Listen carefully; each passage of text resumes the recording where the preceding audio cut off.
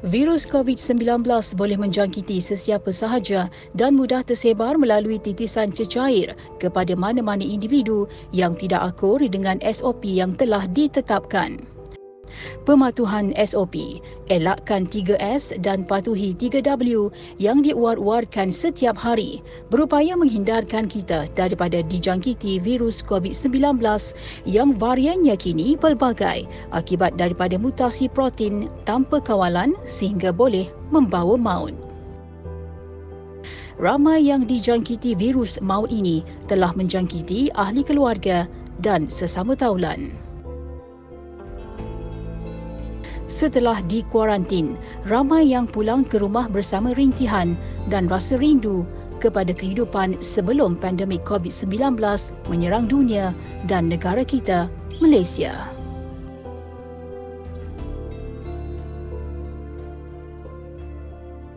Allahu Rabbi. Masa tu Tuhan saja yang mengetahui. Lemah semangat. Yalah, selalu kita dengar orang kan. Kali ni kita yang rasa. Dalam kita pun jaga SOP apa semua. Tapi yalah, dah Allah nak uji, terima je. Yalah, kita kena reda kan. Masa tengok mesej tu pun, saya ni macam silap baca. Saya kata diri saya ni negatif. Lepas tu anak kata, mak ini bukan negatif, ini positif. Di masa tu lah kalut noh, mula dah macam dah panik, terus beritahu pada suami lah. Dia pun macam termenung lah sikit sebab tahu nak dibawa ke Maib lagi kan. Dah telefon hospital terus lah. Masa tu dah mula sesak nafas. Tapi ambulan kata dia tak boleh ambil sebab dalam masa yang sama malam tu ada 3 call. Tak apalah, utamakan diorang dululah. Sebab saya ni rasa macam boleh bertahan lagi. Alhamdulillah malam tu walaupun sakit-sakit tapi boleh bertahan lah sampai pagi. Sakitnya tu ya Allah, jangan dikenang sakitnya. Lewat sikit baru dia orang call tanya macam mana. Kata teruk juga tapi rasa macam masih boleh bersabar lagi. Pihak hospital punya bagus. Dia orang ulang kali minta maaf sebab tak boleh nak cepat-cepat datang ambil saya sebab ambulan kan terlampau ramai. Malam tu saja berapa orang mati. Bagi saya COVID ni sakit dia lain daripada yang lain sebab kalau selama ni kita sakit kepala, sakitnya lain. Tapi kalau COVID sakit kepalanya tu sakit lain. Kenapa aku pening macam ni? Sakit apa aku ni? Kata, ya Allah takutnya. Macam nak terbalik tapi gagahkan diri, ambil uduk, solat asar. Malam tu dah mula demam. Makan je Panadol, telan 2 biji pula. Telan 2 biji tu alhamdulillah baik demamnya. Kepala pula dia tangkap sini dengan sini. Dia tak menyeluruh tapi dia sakit sendi pula.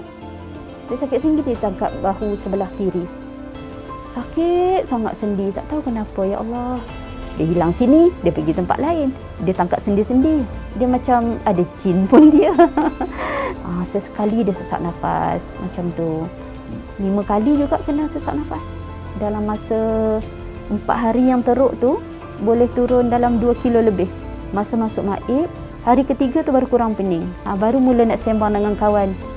Baru mula rasa macam nak tanya khabar, baru kita boleh senyum. Kita kena kuat kan sebab kita nak balik. Kadang-kadang terpaksa tipu diri. Sakit, rindu apa semua, terpaksa tipu diri. Terpaksa macam buat-buat macam tak ada apa-apa yang berlaku. Ceritanya mula daripada dapur rosak. 2 hari sebelum raya, masa tu perasaan takut nak keluar. Masa tu dah teruk kan keadaan COVID. Dalam keadaan hati tu takut, tapi kita tak carilah sebab dapur kan kita nak masak, nak raya, nak apa. Terpaksa cari jugalah. Saya sebagai kakak sulung, saya terkejut. KKM keluarkan dekat dalam MySejahtera tu. Masa tu mak tak faham lagi. Saya dekat Ampang kan. Kalau mak tengok dekat mesej KKM ada tak kata positif semua tu. Dia tengok mesej ada. Semua terkejut lah. Sebab kita orang macam tak jangka lah benda ni kan. Bila KKM ambil, kita tahu ada orang pantau mak kita semua tu. Walaupun risau ada, sedih ada, semua ada, tapi lega tu lebih lagi. Sebab bila kat rumah mak sakit, kita orang tak tahu nak buat apa. Kalau nak pergi klinik, nanti takut jangkit orang lain. Barang semua dalam bilik mak kan. Mak kita jangan masuk bilik, biar mak yang buat semua. Mak pack sendiri. Masa buat swab hari yang sama dengan mak, saya dapat keputusan negatif. Saya dah start demam-demam, nak muntah. Tapi suami dah dapat rasa sebab kita orang macam teruk sangat. Lepas saya demam, dah elok, dia demam. Lepas dia demam, lepas dah elok, saya pula demam. Kira kita orang bertukar-tukar lah. Lepas tu pula seorang sakit kepala. Lepas tu saya kerap sesak nafas. Malam dia sesak nafas. Lepas tu dah tahu kata mengandung ni, lagi risau sebab mengandung kan. Lepas tu bila KKM nak ambil, lega lah. Sebab bila pergi KKM, kita tahulah dia akan pantau kita punya baby. Masa mak dah kena ambil KKM tu, barang-barang yang dah mak guna dengan yang Syakini guna, kita orang basuh semua. Lepas tu cakap dengan adik jangan keluar. Setiap hari buat video call dengan Angah, dengan mak. Tapi macam mak masuk internet kan, tapi WhatsApp je lah macam biasa. Cumanya nak kena bagi tahu orang luar lah sebab dia orang takut nampak macam kita. nampak zombie. Tapi inilah orang luar, dia orang tak tahu kata bila dah 10 hari kita tak boleh jangkit, orang yang positif tak boleh jangkit dah dekat orang lain kan. Tapi sebenarnya dia orang concern, ambil berat sebenarnya. Saya nasihatkan sama macam apa yang KKM saranan, amalkan 3W, elakkan 3S tu. Sesak, sempit, sembang dekat. Sebenarnya COVID ni ada. Macam kawan-kawan sendiri kan, kawan-kawan cikgu semua. Betul ke positif? Betul lah. Betul satu keluarga, betul. Macam saya sendiri bila kena baru kita ambil berat. Cuma kita kena bagi tahu orang. Kita positif, kita ni, kita jangan diam. Kalau diam lagi bahaya. Kira bila dah bagi tahu, dia orang berjaga-jaga lah. Jangan takut ambil vaksin. Daftarkan diri. Salah satu cara lah untuk kita hindar daripada COVID ni.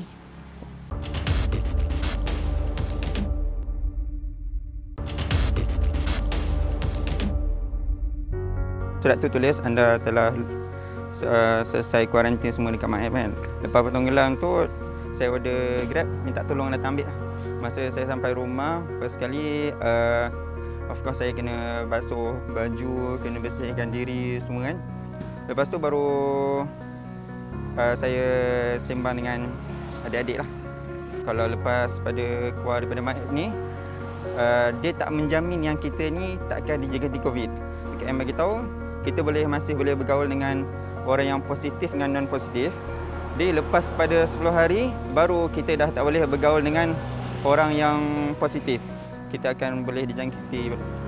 Jadi saya banyak kawan dengan pakcik-pakcik dengan orang tua ni. Dia orang alhamdulillah lah sebab bila tahu yang saya ni dah keluar kan, dia orang tanya makanan macam mana, macam mana, siapa yang tolong masak, siapa yang sediakan makanan, makanan cukup tak. Kalau tak ada keperluan tu bagi tahu, nanti dia orang tolong. Macam mana keluarga saya kena COVID ni, saya pun tak pasti macam mana saya boleh kena kan. Masa saya bawa mak saya tu pergi dekat Dewan Komuniti ni, saja just nak bawa mak pergi check sebab mak dah teruk, dah nafas pun dah sesak, semua dah demam, pening kan. Lalang kat situ pun dah free test. Jadi saya pun test sekali. Semua positif. Dari ayah, adik, kakak semua positif. Lepas pada tu adik-adik sebab semua dah positif kan. Jadi dia orang dibenarkan kuarantin kat rumah lah. Kakak dengan ayah je sebab ayah ada kecil manis semua kan. Jadi ayah bawa pergi Sungai Buloh. Cuma kakak je pergi Mak Aib. Jujur saya ni abang yang tegas sikit, garang sikit. Jadi bila saya fahamkan dia orang COVID ni macam mana, lepas tu sakit COVID ni macam mana, lepas tu saya tunjuk yang video yang saya depan mata sendiri yang orang yang meninggal kat Mak Aib tu. Bila dia orang tengok macam tu baru dia orang betul lah, takut lah, rasa takut macam tu kan. Jadi kadang-kadang pun dia orang pun keluar curi-curi juga kan. Jadi hari demi hari lah nak bagi dia orang faham tu.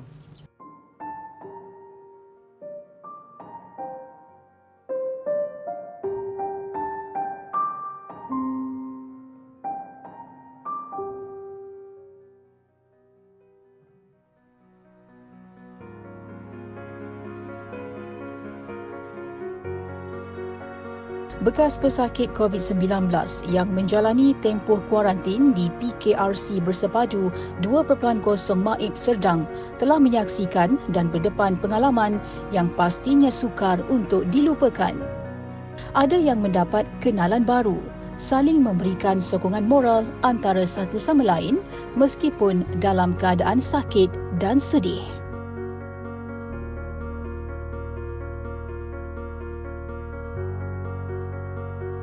Saya pada awalnya tak expect pun saya kena COVID ni. Saya nak hantar mak saya dulu. Saya tak ada simptom apa pun. Tahu-tahu KKM hantar SMS mengatakan yang saya ni positif. Saya macam tak percaya. Saya ni positif COVID. First, saya rasa takut. Yang kedua, saya rasa bersalah sebab takut disebabkan saya, orang lain kena. Bila orang kena datang ke Maib, soalan tu akan main dalam fikiran lah. Siapa yang akan take care kita dekat Maib. Satu lagi, macam mana dengan kawan-kawan, macam dengan makanan, makan minum semua kan. Macam mana dengan ubat-ubat. Jadi Alhamdulillah setakat saya datang sini, semuanya berlalu dalam keadaan yang baik. InsyaAllah selepas saya keluar ni, saya akan first kali saya akan lebih ambil berat lagi pasal SOP COVID ni semua. Saya akan pesan kepada sahabat-sahabat yang lain, kau boleh jangan pandang rendah kepada virus COVID ni. Sebab kita tak tahu virus tu ada pada badan kita. Walaupun dah keluar daripada pusat kuarantin, tak menjaminkan yang anda ni takkan menjangkiti orang lain. Saya kenal sahabat sebelah ni dekat sini. Kita orang makan bersama-sama, kita orang sembang, kita orang kongsi kisah cerita macam mana boleh terjebak dengan COVID-19 ni. Masa first day saya masuk sini, saya dah jumpa dengan dia. And then saya borak-borak dengan dia. Lepas tu kita orang makan sama-sama. Lepas tu dia sembah-sembah pasal dia punya family. Kita orang solat bersama-sama. Kat sini ada sediakan surau. InsyaAllah kalau virus ni dah mungkin pulih, mungkin still saya akan kontak dengan dia lah. Saya asal daripada Pantai Dalam, KL. Saya dah dekat sini dah hari ke-5. Dalam family saya ada 4 orang positif. Mak saya, ayah saya dengan kakak saya. Kalau saya dah keluar dari sini, saya akan make sure lah saya punya pakaian, baju tu dah hantar ke Dobi dulu lah. Lepas tu saya akan balik ke rumah, and then untuk first day atau second day tu saya quarantine dalam bilik dulu lah. So untuk mengelakkan virus tu pergi jangkit ke family pula kan. Macam-macam orang saya jumpa lah, berborak dengan orang, sembang-sembang, ramai kawan lah. Masa first tu saya duk fikir lah, memang agaklah stres. Pas dah hari kedua tu dah jumpa dengan member kat sini kan. Staff sini pun semua okey, layanan dia pun semua okey, tak ada masalah lah.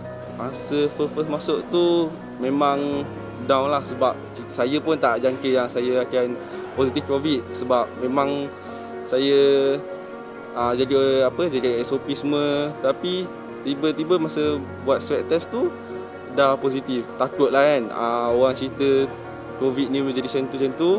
Lepas dah masuk sini, dah tengok tempat dia pun, facility dia pun semua okey. So bila jumpa dengan kawan, berborak dengan orang, so rasa down tu ada boleh naik balik lah. Ada macam improvement lah. Sambil kongsi, motivate sama-sama dengan member lain jugalah.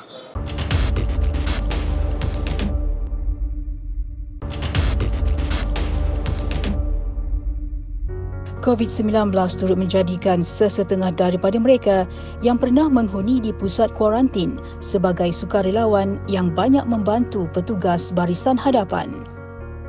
Jumlah ahli alumni sukarelawan ini besar dan mereka terus memberikan sokongan dan nasihat melalui saluran media sosial.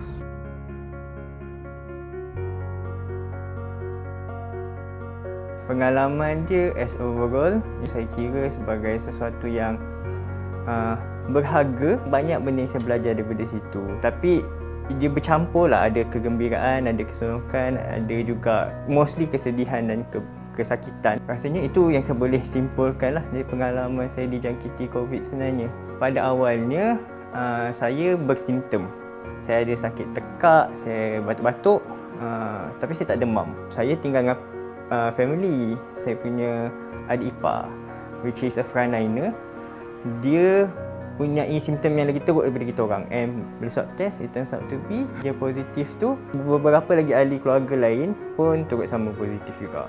Waktu saya dimasukkan ke Maib, masih sakit-sakit badan, and then susah nak bernafas. Beberapa saya pun positif. Jadi mereka berisiko tinggi sebab mak saya dia ada penyakit SLE. Paru-paru dia berfungsi sebanyak 60% kapasiti. Bila dia kena COVID, KKM pun suggest untuk dia pergi ke Hospital Sungai Buloh. Ayah saya pun kena dibawa ke Hospital Sungai Buloh sebab ayah saya ada kencing manis, darah tinggi. Anak buah saya yang 8 bulan pun kena. Itu anak kakak saya. Perasaan pada mulanya, pertama sekali kita orang rasa sangat-sangat bersalah. Bila kami dapat tahu result positif, kita tak akan fikir pasal diri kita dah, sebab kita tahu yang kita kuat untuk hadapi ujian ni. Tapi kita fikir untuk orang sekeliling kita yang kita berjumpa 14 hari yang sebelumnya kan. Dan yang kedua, barulah kita akan rasa dah sekian lama bila kita dah bercakap dengan orang dah cakap tak apa. Dan rasa bersalah tu berkurang. Dan datang ke pula perasaan kita akan rasa sedih lah. Rasa macam rasa jauh sangat. And then, tapi tiba kita yang kena. Waktu saya nak masuk tu, Mak Apps baru dibuka kepada orang tempatan. Kebanyakannya semuanya adalah persepsi atau spekulasi orang. Dan semuanya kebanyakannya negatif. Dalam bahasa Inggeris ni orang cakap prepare for the worst. Saya expect macam keadaan memang akan teruk lah bagi saya.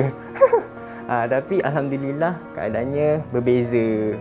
Dan saya rasa bersyukur lah. Ada lagi komen yang negatif yang cakap layanan frontliners tu. Sampai sekarang saya cuba untuk menidakkan pada orang di luar sana. Sebab layanan daripada frontliners dalam Mak Apps sangat terbaik. Pertama sekali yang diorang sangat risau adalah keadaan dalam dewan tu sendiri secara keseluruhan. Bila diorang tengok katil terlalu rapat. Tapi sebenarnya katil tu jarak je tak adalah terlalu rapat sampai kita berhimpit. Tidak. Jadi untuk menangani ataupun menepis tu, saya ambil video and then saya memang tunjuk dekat orang. Saya hanya berkongsi pada kawan-kawan saya di Instagram saya. Yang kedua, isu tandas.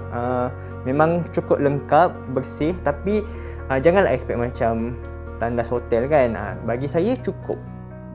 Kami ada chat group kami sendiri dekat WhatsApp, di mana dekat situlah alumni ataupun bekas-bekas pesakit COVID daripada Mak Apps akan berkumpul. Dan daripada masa ke semasa kami akan ada juga yang share keadaan terkini dari Mak Apps. Kami rindukan keadaan di dalam itu. Rindukan masa bersama among pesakit COVID dengan frontliners. Sebab frontliners pun kalau bagi saya, kalau kita layan mereka baik, mereka akan bagi kita 1000 kali lebih kebaikan. Jadi mereka suka bergurau senda. Kami ada 24 jam bersama, jadi kami lakukan aktiviti bersama, main game ataupun berborak. Macam boleh imagine tak, kami macam lepak dekat kedai mamak tapi 24 jam bila-bila masa kami nak. Jadi macam itu adalah benda yang kami rindukan lah.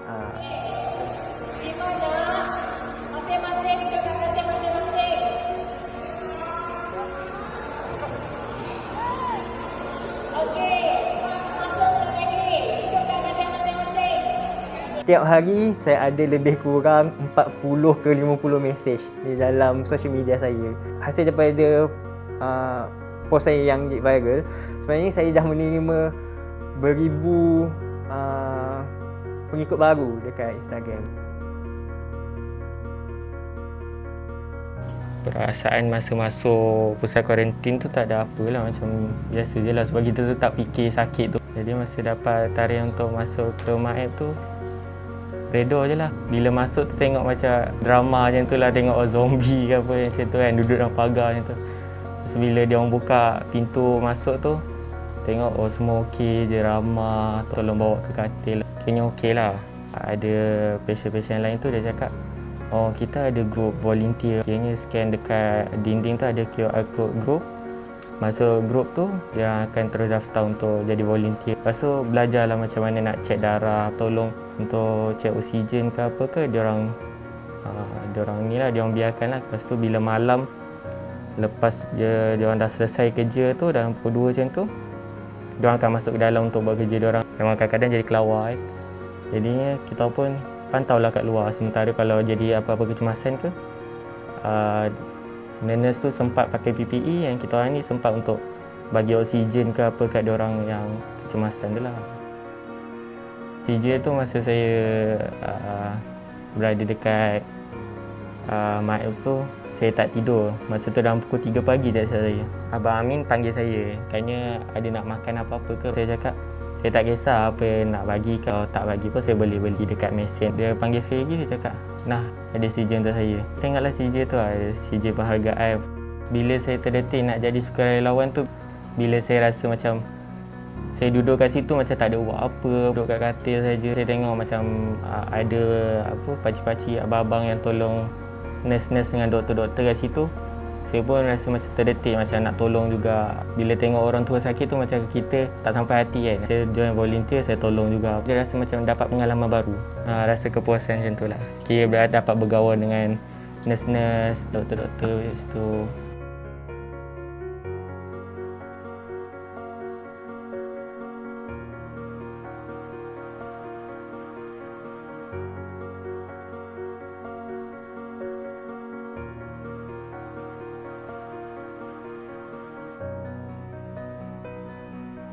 Terima kasih kepada pihak MAEP kerana bagi orang kata apa, pusat kuarantin kat sini dengan ada katil, ada tilam, ada kipas, ada tempat mandi semua. Terima kasih banyak kepada anda semua.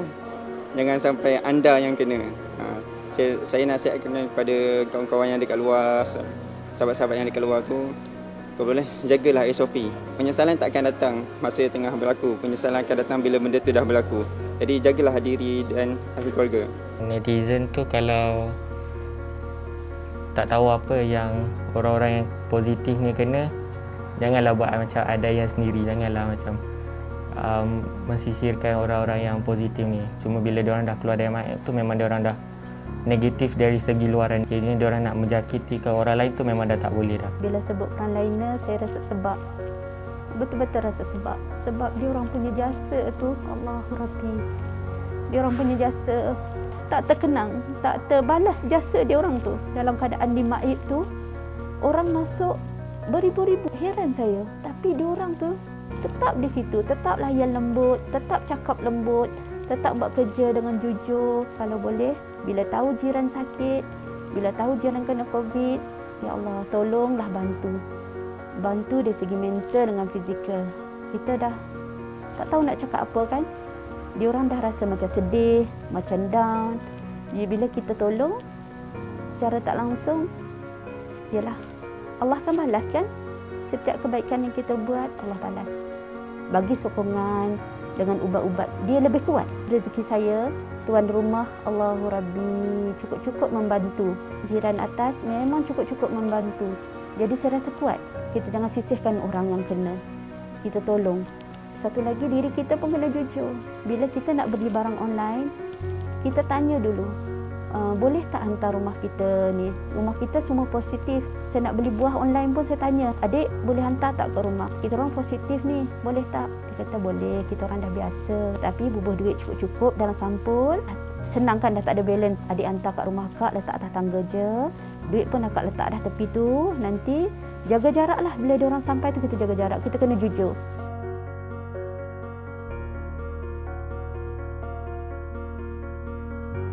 Dokumentari bersiri gelombang kembali melabuhkan tirainya setelah bersiaran selama 6 episod.